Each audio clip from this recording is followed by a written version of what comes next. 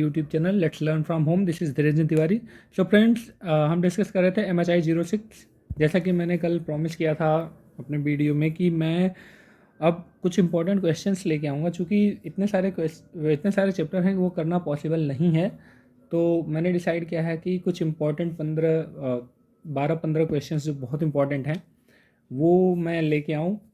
तो उसी के अकॉर्डिंग अभी मैंने 9 क्वेश्चंस किए हैं, आप इनको देख लीजिए। और प्लीज़ मैं बिल्कुल ये नहीं कहूँगा कि आप पूरी तरह से इस पर रिलायबल कीजिए, बट फिर भी अगर आप इसको पढ़ के जाते हैं अच्छे से तो आप आसानी से, चूँकि 5 क्वेश्चंस करने होते हैं 10 में से, मैच कर जाएगा।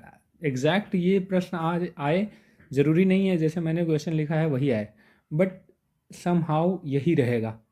तो प्लीज़ इससे रिलेटेड कोई भी क्वेश्चन आए आपको लिखना, ये सारा यही है। और दूसरी चीज़, आई होप कि आप सबके पास गाइड या कोई बुक होगी, तो आप प्लीज़ यहाँ से क्वेश्चंस देख के वहाँ से उसको पढ़ सकते हैं। तो आपको सारा कुछ पढ़ने की ज़रूरत नहीं होगी, आप सिर्फ वही पढ़ेंगे, वो पढ़ लीजिएगा जो इस क्वेश्चन में है। तो चलिए शुरू करते हैं। सबसे पहला क्वेश्चन है प्राचीन भारतीय इतिहास के स्रोत। तो सोर्सेज जो हैं प्राचीन भारतीय इतिहास के, ये सबको पता है, ये हमने कराया भी है, तो इस पर ज़्यादा डिस्कस नहीं होगी, तो उसको कर सकते हैं आप। इसका आंसर कैसे लिखेंगे, सबसे पहले आप उसके बारे में बताएंगे, फिर पूरा लेख विद्या इपिग्राफी को डिफाइन कर दीजिएगा। इसमें धातु की प्लेटों पर जो लिखे जाते हैं, फलकों पर, गुफाओं की दीवारों पर, स्तंभों पर। एग्जाम्पल बहुत सारे हैं, कौन कौन से एग्जाम्पल है? अशोक का शिलालेख, समुद्रगुप्त और रुद्रदामन का स्तंभ, जिसको हम, समुद्रगुप्त का तो वो प्रयाग प्रशस्ति है, दिल्ली और बरहमपुर के द्विभाषिक अभिलेख। तो आप ये उठा सकते हैं। उसके अलावा और जो सोर्स है वो है मुद्रा शास्त्र, न्यूमेरिस्टिक, इसमें वही चांदी, उसके बाद सोने, तांबा, इनके जो सिक्के थे वो, और इनको एक्सप्लेन कीजिएगा, इनसे क्या पता चलता है इन सब से, तभी आप 3 से 4 पेज लिख पाएंगे। अदरवाइज इतने में सिर्फ मत समेट दीजिएगा, इसको थोड़ा एक्सप्लेन कीजिएगा। तो जैसे कि सोने चांदी अगर हैं तो उससे वहाँ की आर्थिक स्थिति के बारे में पता चलता था, रिलायबिलिटी पता चलती थी, वगैरह वगैरह। उसके बाद पुरातत्व, पुरातत्व पे आप बहुत सारी चीज़ें लिख सकते हैं। पुरातत्व का मतलब ही क्या होता है कि भौतिक अवशेषों का अध्ययन। कौन कौन से भौतिक अवशेष, जैसे बर्तन, मिट्टी के पात्र, मुहरे, कंकाल, इमारतें, वगैरह वगैरह। तो कहाँ कहाँ से मिली थी? सिंधु घाटी, सिंधु नदी की घाटी, गुजरात के लोथल, राजस्थान कालीबंगन, वगैरह वगैरह। तो आप इनको भी एक्सप्लेन करेंगे कि उससे क्या पता चलता है। जैसे हड़प्पन साइट से जो मिला था उसके बारे में क्या पता चलता है, शहरीकरण है, किस तरह की व्यवस्था है। आप कुछ भी यहाँ इसमें लिख देंगे, जो भी आपने पढ़ा है, कुछ भी गलत नहीं होगा फ्रेंड्स। उसके बाद आते हैं फोर्थ जो है वो है साहित्य। अब साहित्य भी एक सोर्स है। साहित्य में वेद, ब्राह्मण, पुराण, बौद्ध और जैन साहित्य, अरण्य, उपनिषद, रामायण, महाभारत, महाकाव्य इत्यादि, ये सारी चीज़ें आपके साहित्य में आ जाएंगी। अब साहित्य किस तरह से मदद करता है इतिहास को समझने में, वो भी आप एक्सप्लेन करेंगे, सिर्फ इसको छोड़ेंगे नहीं इतने से। उसके बाद एक क्वेश्चन इसमें से बनता है, क्वेश्चन क्या, वो शॉर्ट नोट में आ जाता है कि ऋग्वेद को समझाइए। तो ऋग्वेद को आपको बताना है कि ये यास्क ने लिखा था। यास्क पाणिनि से पहले थे, पर यास्क ने जो टीकाएँ की हैं, जो टीका लिखी है, उसमें भी उन्होंने कुछ ऐसी चीज़ें मेंशन की है जिससे पता चलता है कि यास्क पहले नहीं थे, इसके पहले भी बहुत सारे लोगों ने टीका लिखा है। और जो अभी हम पढ़ते हैं जो है वो सायन ने संकलित किया हुआ है। अब ये ऋग्वेद वैदिक भाषा में है। वैदिक भाषा जो थी वो संस्कृत की पूर्ववर्ती भाषा थी, मतलब संस्कृत को की जो पहली भाषा थी वो वैदिक थी। और ऋग्वेद में 128 सूक्त हैं जो देवताओं की प्रशस्ति करते हैं, मतलब उनकी प्रार्थना करते हैं, उनकी पूजा करते हैं या उनकी प्रशंसा करते हैं। 10 मंडल हैं इसमें, पहला और 10वां मंडल बाद में लिया गया है, दूसरा 2 से लेकर 9 तक पहले से हैं। अब इसमें ऋग्वेद से समाज का चित्रण होता है, जैसे कि वहाँ का जो समाज था वो पशुचारण प्रकृति थी, कबायली लोग थे, गाय को महत्व दिया जाता था, इंद्र और अग्नि की पूजा की जाती थी। सबसे ज़्यादा श्लोक इंद्र के बारे में, इंद्र पे लिखे गए हैं। उसके बाद अग्नि के बारे में हैं, इनको वर्षा का देवता माना जाता है, वगैरह वगैरह। घोड़ों और रथों का महत्व दिया जाता था, चौपड़ खेलते थे। तो ये सारी चीज़ें आप फर्स्ट क्वेश्चन में लिख सकते हैं। ओके, अब चलते हैं नेक्स्ट हम सेकंड क्वेश्चन पे। सेकंड क्वेश्चन है हड़प्पा की सामाजिक संरचना पर टिप्पणी। देखिए, हड़प्पा की सामाजिक संरचना पर टिप्पणी हमने पिछले चैप्टर, मतलब जो पिछला लेक्चर किया है उसमें अच्छे से किया है, तो आप प्लीज़ उसको पढ़ लीजिएगा। और उस पर भी हमने इन दोनों क्वेश्चंस को डिस्कस किया है कि क्या एक जातीय संरचना थी, सामाजिक संरचना आप कर लेंगे। एक जाति संरचना में आप एक्सप्लेन कर लीजिएगा कि नहीं, एक जाति नहीं थी, क्योंकि वहाँ पे बहुत सारे भेदभाव थे, चाहे वो सामाजिक तौर पे भेदभाव हों, आर्थिक तौर पे भेदभाव हों, चाहे वो व्यवसाय के तौर पे भेदभाव हों, रहन सहन में भेदभाव हो, तो बहुत सारे थे। आप ये कर सकते हैं। और एक ज़रूरी बात, मतलब मैं आउट ऑफ क्यूरियोसिटी बोल रहा हूँ, आज मैं नेशनल म्यूज़ियम गया था जो दिल्ली में है। तो आप में से जितने भी लोग दिल्ली में हैं, वो अगर हिस्ट्री में थोड़ा बहुत भी इंटरेस्ट रखते हैं, थोड़ी बहुत भी रुचि रखते हैं, तो प्लीज़ आप एक बार नेशनल म्यूज़ियम, राष्ट्रीय संग्रहालय जो उद्योग भवन मेट्रो स्टेशन के पास है, आप उद्योग भवन मेट्रो स्टेशन या केंद्रीय सचिवालय मेट्रो स्टेशन पर भी उतर सकते हैं, तो वहाँ आप जाइए। और उद्योग भवन ज़्यादा नज़दीक पड़ेगा, वहाँ आप जाइए, एक बार घूमिए, आपका दिल खुश हो जाएगा और बहुत सारी नई नई जानकारियाँ जानने को आपको मिलेंगी। तो मैं गया था अपने स्टूडेंट्स को लेके, तो मुझे वो अच्छा लगा, इसलिए मैं सोचा आपसे शेयर कर दूँ। चलिए, थर्ड क्वेश्चन होगा, वैदिक काल में वर्ण की भूमिका। वर्ण जो है, वर्ण और जाति, प्लीज़ ध्यान रखिएगा, वर्ण और जाति दोनों एक चीज़ नहीं है। इसलिए मैं बस समझने के लिए कि वर्ण क्या है, इसलिए मैंने वो बोला कि ये वर्ण की भूमिका क्या है, उसके बारे में आप वो देख सकते हैं। तो इसमें आप लिख सकते हैं, जैसे वर्ण जो है वो, वर्ण का जो शाब्दिक अर्थ होता है वो रंग होता है, पर वैदिक संदर्भ में यह सामाजिक श्रेणियों के नामकरण के लिए किया गया था, ना कि रंग के आधार पर किया गया था। अब बहुत सारे, मतलब इसके रीज़न क्या थे, सबसे पहले तो आप कह सकते हो कि आर्य एवं दास में अंतर दिखाने के लिए किया गया था, और आर्य एवं दास का वर्णन भी ऋग्वेद में किया गया है। और एक वो कह सकते हो कि जैसे इसके और भी कारण थे, जैसे जैसे जो पुरोहित थे वो स्वयं को तथा अन्य लोगों को ऊपर वरीयता देने के लिए इस तरह का प्रयोग करते थे या अधिकार रखते थे, तो इसलिए ये इस चीज़ का, वर्ण का प्रयोग किया जाता था।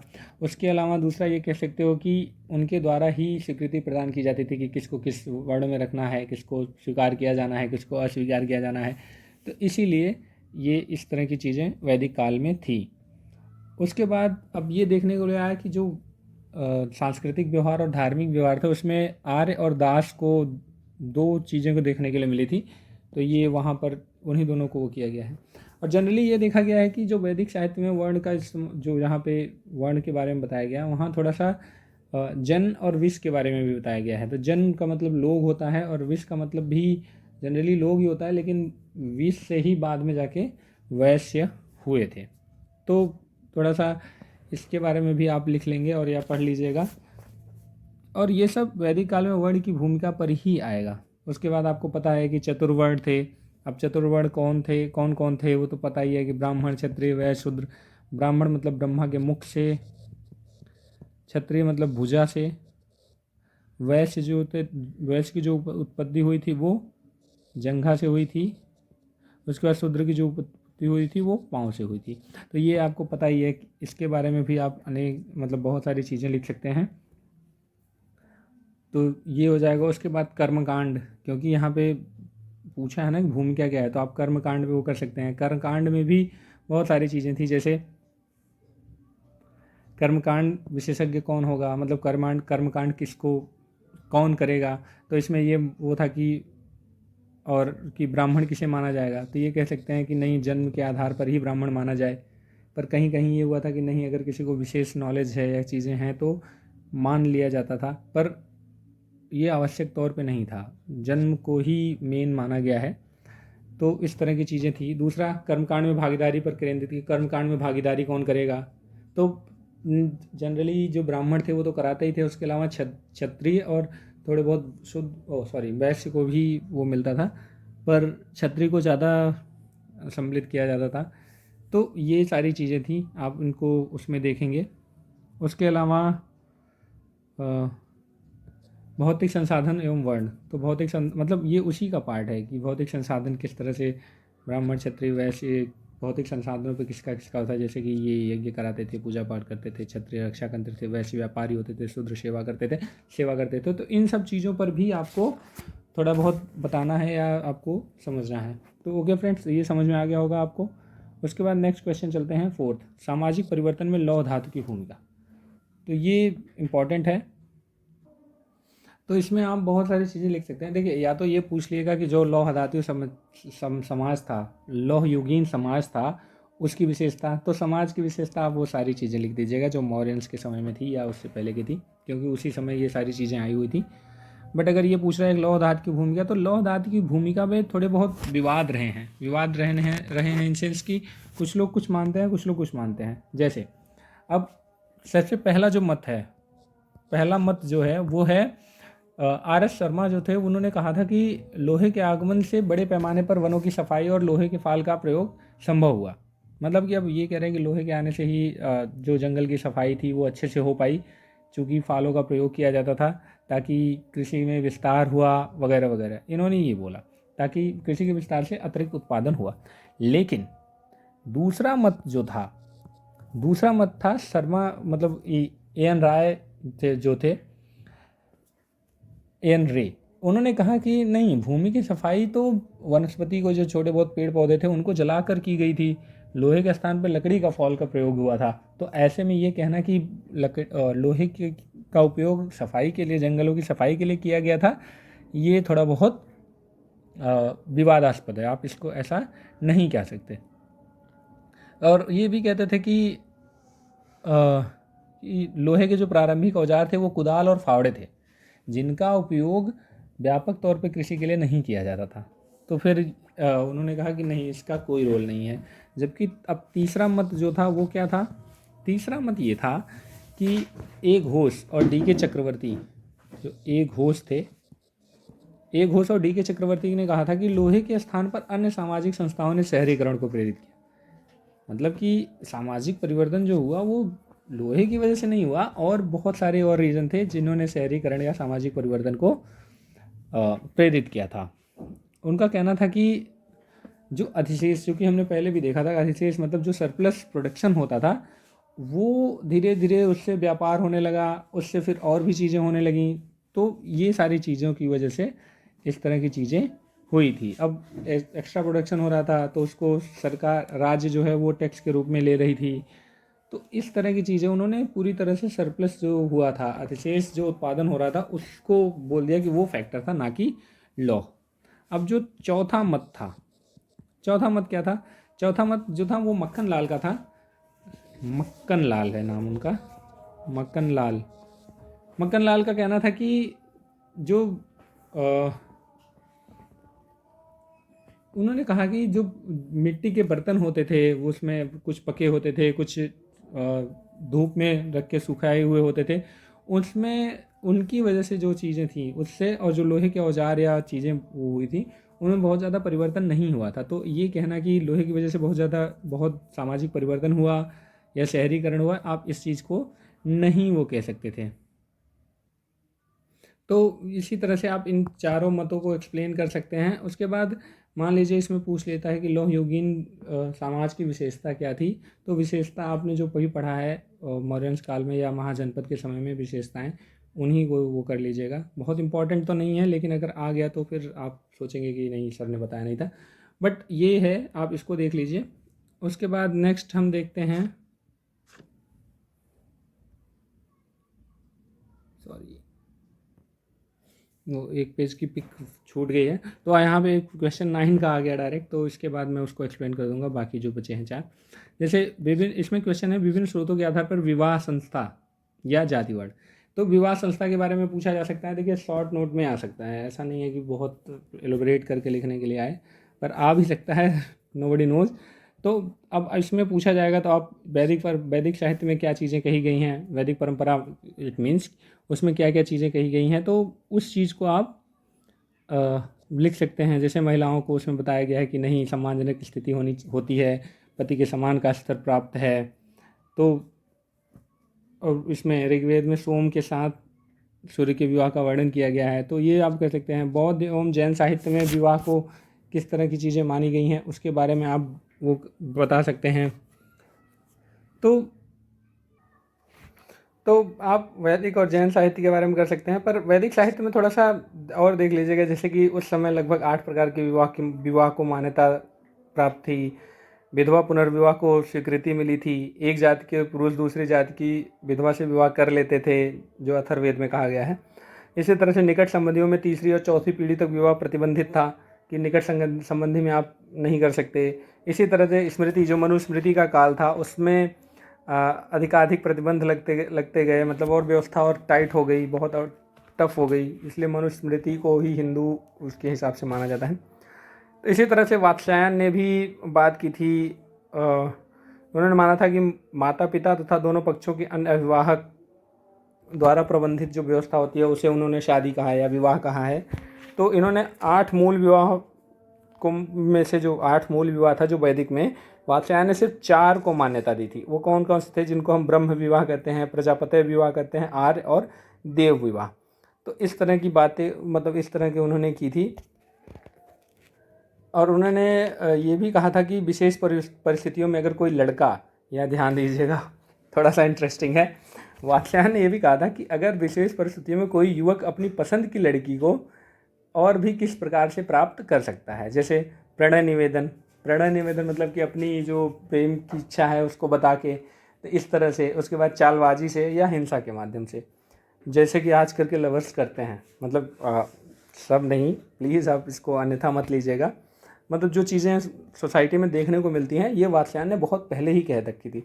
अब उन्होंने बोला था कि ये जो 3 परिस्थितियां हैं जो हैं, एक प्रणय निवेदन मतलब अपने प्यार का इजहार करके, दूसरा चालबाजी से मतलब धोखे से, तीसरा हिंसा के माध्यम से। हिंसा के माध्यम से मतलब मम्मी पापा को गोली मार दिया, उसके बाद चलो ठीक है। तो मतलब ये भी चल ही रहा है आजकल। तो इन 3 तरह से कर सकते हैं। अब 3 तरह से उसमें क्या करते थे, किस तरह की विवाह की चर्चा की गई है? गंधर्व विवाह की चर्चा की गई है। गंधर्व विवाह की चर्चा, और प्लीज़ अगर ये चीज़ जानना है तो थोड़ा डिटेल में आप पर सर्च कर लीजिएगा। गंधर्व विवाह वो विवाह होता है जो कृष्ण ने राधा के साथ की थी। तो ये हो गया। उसके बाद पैशाच विवाह। पैशाच विवाह का मतलब होता है लड़की को भगा के ले जाना या फिर ज़बरदस्ती उसके साथ रेप करना, इस तरह का होता है। और एक राक्षस विवाह मतलब कि डरा धमका के शादी कर लेना।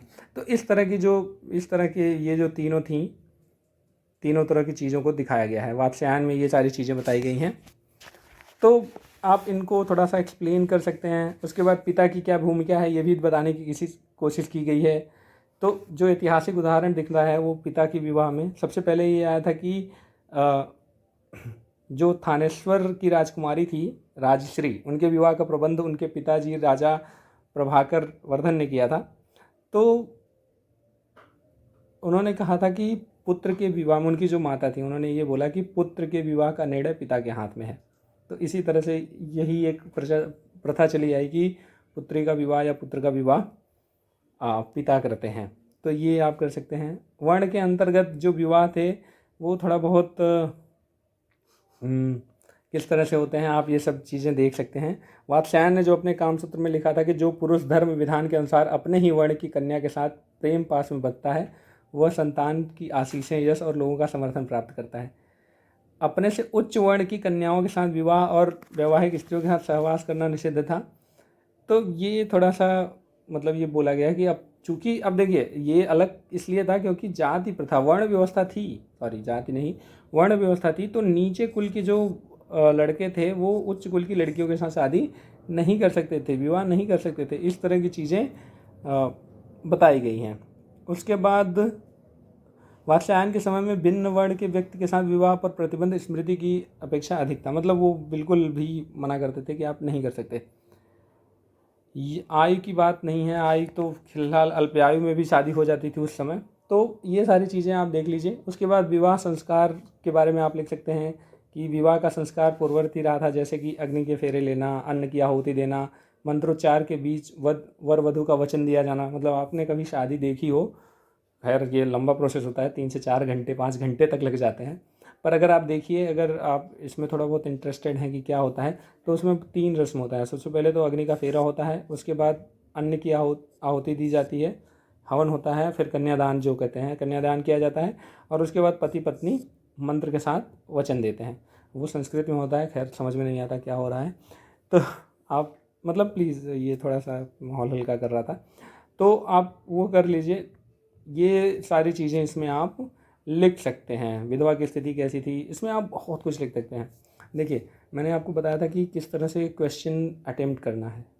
तो अगर मान लीजिए कोई क्वेश्चन आप बहुत ज़्यादा नहीं जानते हैं, या समझ लीजिए कि आपने जो पढ़ा था उसमें से 5 में से 4 तो आ रहे हैं, 1 नहीं आ रहा है, तो कोई भी क्वेश्चन तो आप क्या करिए, आप नोट्स को उठाइए, शॉर्ट नोट जो आते हैं उन दोनों को कीजिए, उन दोनों में भी थोड़ा बहुत आप लिखिए। और अगर कोई ऐसा क्वेश्चन है जिसमें आप जिसको आप बहुत अच्छे से जानते हैं और आपके पास समय है, तो उस क्वेश्चन को लास्ट में अटैम्प्ट कीजिए और जितना लिख सकते हैं लिख दीजिए, क्योंकि उससे क्या होगा, वो आपको मार्क्स थोड़ा सा गेन करा देगा।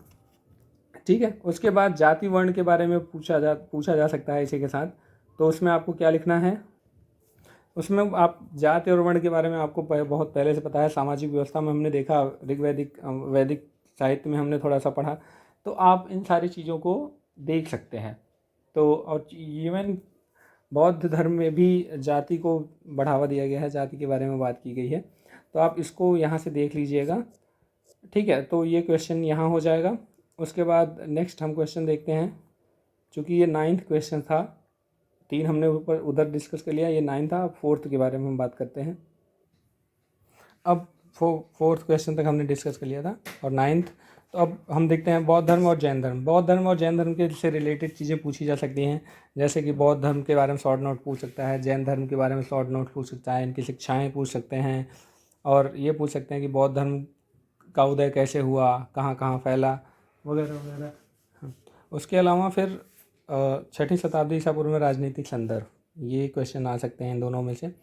6ठी शताब्दी ईसा पूर्व में राजनीतिक संदर्भ में आप जो हमने महाजनपद पढ़ा था 16, वो आप देख लीजिएगा, जिसमें गढ़ थे वगैरह वगैरह। तो ये इसको आप प्लीज़ देख लीजिएगा, इनमें से क्वेश्चन ज़रूर आता है। तो आई होप कि आपसे हो जाएगा, क्योंकि हमने इसको डिस्कस कर लिया है, इसलिए मैं यहाँ बहुत डिस्कस नहीं कर रहा हूँ। तो आप प्लीज़ इसको पढ़ लीजिएगा। नेक्स्ट क्वेश्चन है दूसरे शहरीकरण की प्रकृति।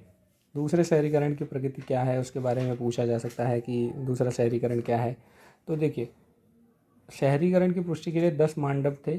गार्डन चाइल्ड, नाम याद हो सकता है, गार्डन मतलब बगीचा, चाइल्ड मतलब बच्चा, तो प्लीज़ आप इसको याद लिखिए। उन्होंने 10 मानदंड थे उन्होंने बताया था कि शहरीकरण की पुष्टि के लिए 10 मानदंड क्या हो सकते हैं, मानदंड या मापदंड, आप कुछ भी कह लीजिए। सबसे पहले तो घने स्थायी वास होना चाहिए। दूसरा, कृषि के अलावा भी विशेषज्ञ होते हैं जो कृषि के अलावा अन्य कार्य करते हैं।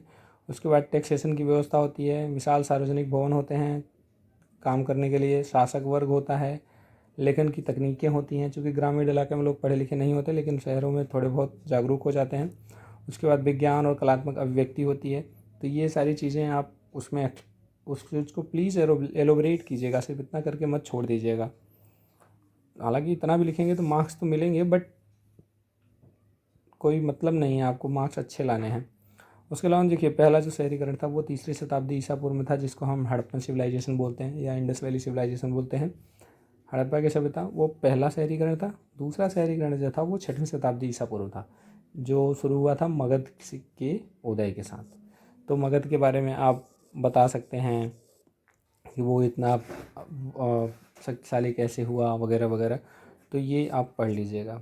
कारण उसके क्या थे, खेतीहर बस्तियों का विस्तार किया गया, लौह प्रौद्योगिकी का प्रयोग हुआ, खेतीहर बस्तियों का विस्तार किया गया। इसके बारे में आप लिख सकते हैं कि चूँकि जनसंख्या, स्थायी निवास होने लगा था, खेती करने के लिए जनसंख्या की ज़रूरत होती थी, लेकिन फिर बाद में जनसंख्या इतनी बढ़ने लगी कि उनके लिए आवास का संकट हो गया। तो आवास बनाने के लिए जो खेतीहर बस्तियाँ थीं उनको जो खेत थे, जो ज़मीनें थी जो उपजाऊ थी, जिस पे खेती होती थी, उनको हटा के, उनको साफ़ करके फिर से उन पे रहन सहन बस्तियाँ बिछाई जाने लगी। लोहे का प्रयोग किया जाने लगा, उससे भी और मतलब गुणवत्ता बढ़ी, वगैरह वगैरह। तो प्लीज़ आप इसको क्वेश्चन को देख लीजिएगा, और प्लीज़ आप मुझसे उम्मीद मत कीजिए कि मैं सारे क्वेश्चन का आंसर आपको बहुत अच्छे ढंग से दे दूँ। प्लीज़ आप भी पढ़ लीजिएगा, मैं बस क्वेश्चन बता रहा हूँ कि किस तरह के क्वेश्चन आ सकते हैं, और एक पॉइंट बता रहा हूँ कि हाँ ये चीज़ें आप लिख सकते हैं और इनको एलोबरेट करना है आपको। उसके बाद नेक्स्ट क्वेश्चन है चैत्य और बिहार। चैत्य और बिहार के बारे में शॉर्ट नोट आता है, बहुत बड़े में एक्सप्लेन नहीं करना होता है। तो चैत्य और बिहार, देखिए मैं यहाँ पे बस थोड़ा सा बता रहा हूँ। चैत्य जो है वो उपासना करने का स्थान होता था। तो आप प्लीज़ पढ़ लीजिएगा चैत्य की और भी क्या क्या विशेषताएँ होती थी, कैसे बना होता था, क्या चीज़ें होती थी, कहाँ कहाँ पे ये हैं। तो वो आपको बढ़िया से पॉइंट मिल जाएगा लिखने के लिए। दूसरा जो विहार होता था, वो जो बौद्ध भिक्षु रहते थे उनके रहने का स्थान होता था। बहुत बड़ा सा बरामदा टाइप का कह लो, उसके अंदर छोटे छोटे गुफाएं बनी होती थी, जो कक्ष बने होते थे जिनमें रहन सहन की सुविधा होती थी। तो ये सारी चीज़ें आप वो कर सकते हो। और ये अक्सर गुफाएं काट के बनाई जाती थी, तो प्लीज़ आप इनको देख लीजिएगा, एक्सप्लेन की कहाँ थी, इनकी विशेषता क्या है, कैसे किया जाता था, या चैत्य और बिहार में डिफरेंट कैसे पता करोगे, क्या क्या विशेषता होती थी, ये सारी चीज़ें आप लिख लीजिएगा। उसके बाद 8th है तिनई की अवधारणा या वीर पूजा। संगम साहित्य में या तमिल जो समाज था उसमें तिनई की व्यवस्था थी। तिनई की व्यवस्था क्या होती है? तिनई की व्यवस्था का मतलब है तमिल क्षेत्र को 5 अलग अलग क्षेत्रों में बांटा गया था, और ये जो क्षेत्र थे वो भौगोलिक क्षेत्रों में बांटा गया था। मतलब परिस्थिति के अकॉर्डिंग जो परिस्थितियाँ थीं, फिजिकल परिस्थितियाँ जो थी, जो भौतिक परिस्थितियाँ थी, उसके अकॉर्डिंग 5 क्षेत्रों में बांटा गया था, और हर क्षेत्र को तिनई या तिनय कहा जाता था। ये 5 कौन कौन से थे? पहले थे कुरुंजी जो पर्वतीय क्षेत्र थे, उसके बाद मुल्ले जो चारागाह क्षेत्र था, उसके बाद था मंतम वो नदी क्षेत्र था, फिर नैताल तटीय क्षेत्र था, और पलय जो शुष्क सॉरी शुष्क क्षेत्र था। तो इसके बारे में आपको आप प्लीज़ देख लीजिएगा, इनको थोड़ा बहुत एक्सप्लेन कर दीजिएगा कि ये पर्वतीय क्षेत्र थे, इनकी क्या विशेषता होती थी, चारागाह क्षेत्र थे, इनकी क्या विशेषता होती थी, वगैरह वगैरह। तो ये 9 क्वेश्चन हैं जो आपको देखने हैं। 9 क्वेश्चन फिर मैं कल अपलोड कर दूँगा। तो आई होप कि जो पार्ट 1 है आपका, भाग ए होता है, उसमें से जो 5 क्वेश्चन आते हैं, आई थिंक इनमें से 3-4 या हो सकता है 5 हो या 2 तो एटलीस्ट आएंगे ही आएंगे। तो अगर आप इनको भी तैयार कर लेंगे तो पार्ट ए आपका पूरा कंप्लीट हो जाएगा। पार्ट बी के लिए मैं नेक्स्ट बना दूंगा। तो आई होप कि आपको ये समझ में आया हो, और प्लीज़ हम इतनी मेहनत करते हैं या कोशिश करते हैं एटलीस्ट कि आपको चीज़ें समझ में आएँ। तो आप लोग भी हमें अप्रिशिएट कीजिए, कमेंट किया कीजिए, और शेयर कीजिए और लोगों से, ताकि हमें भी थोड़ा सा अच्छा लगे। और एक और इन्फॉर्मेशन थी कि जो नए स्टूडेंट आ रहे हैं, जो इस बार अभी सेकेंड ईयर में एग्ज़ाम देंगे, जो मई वाला होगा, तो उन लोगों को, अगर उन लोगों ने असाइनमेंट वगैरह नहीं बनाया तो हमसे कांटेक्ट करें या कमेंट करें, तो हम असाइनमेंट भी प्रोवाइड कराने की कोशिश कर रहे हैं। हम उस पर, हमारी टीम उस पर भी काम कर रही है कि आपको असाइनमेंट, प्रोजेक्ट वगैरह जो भी काम है आप हमसे कांटेक्ट कीजिए। मेरा इंस्टाग्राम आईडी आपको पता ही है, official_DT1727। आप उस पर कमेंट कर सकते हैं, सॉरी कांटेक्ट कर सकते हैं, या हमारे चैनल की ऑफिशियल आईडी है लेट्स लर्न फ्रॉम होम, उस पर आप कमेंट कर सकते हैं या आप कांटेक्ट कर सकते हैं। तो हम उस पर बात कर लेंगे। तो ठीक है, आप stay tune. Thank you so much इतना अप्रिशिएट करने के लिए। चलिए मिलते हैं नेक्स्ट वीडियो में। Keep watching.